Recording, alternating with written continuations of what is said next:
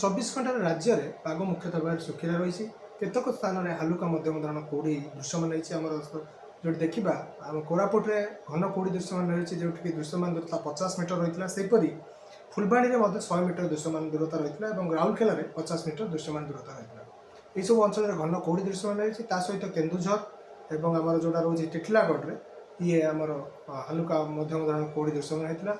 सर्वनिम्न राति तापमात्रा देखा खीरे आम सुंदरगढ़ में 8.3 डिग्री सेल्सियस रेकर्ड कर जी उदयगिरी कंधमाल पहाड़ी अंचल मध्य सर्वनिम्न रात्रि तापमात्रा 8.4 डिग्री सेल्सियस रेकर्ड कर कोरापुटे आम 9.5 डिग्री फुलबाणी में 8.5 डिग्री ता सहित देखा राणीताल भद्रक में 9.6 डिग्री और आम जोटा रोज राउरकेला सुंदरगढ़ में 9.8 डिग्री सेल्सियस तापमात्रा रेकर्ड कर सहित संबलपुर चिटलिमा एवं अनुगुल केन्दुझर सुंदरगढ़ दारिंगबाड़ी ये सब अंचल तापमात्रा 10 डिग्री सेल्सियस रेकर्ड कर झारसुगुड़ा में 10.2 डिग्री तापमात्रा राति तापमात्रा रेकर्ड कर बर्तमान जेहेतु निर्दिष्ट कौन पाणीपागर प्रभाव ना आगामी 4 ରୁ 5 दिन जाए रात्रि तापमात्रा विशेष परिवर्तन हो ना ता सहित पाग मुख्यतः 7 दिन जाए सुखिला रही अंचल में हालुका मध्यम धरण कौड़ी रही संभावना रही चलित जो शीत सीजन में मुख्यतः भाव में